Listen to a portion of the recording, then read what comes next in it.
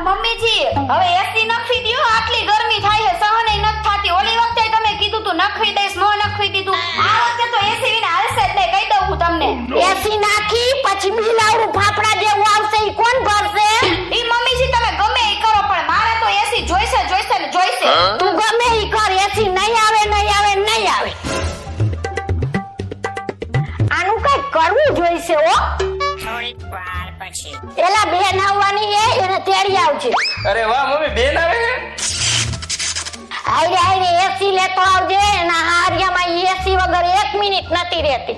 એ હા મમ્મી, એસી લેતો આવી જો હું. એ કાઈ એસી બેસી લાવવાનું નથી હો. મેં કીધું એટલે મને ના પાડી દીધી ને તમારી દીકરી આવે એટલે એસી લાવવું છે. અને તમને કહી દઉં કે ઘરમાં એસી આવ્યું એટલે ટાટિયા ભાંગી નાખીશ. गोलमाल है भाई, सब गोलमाल है।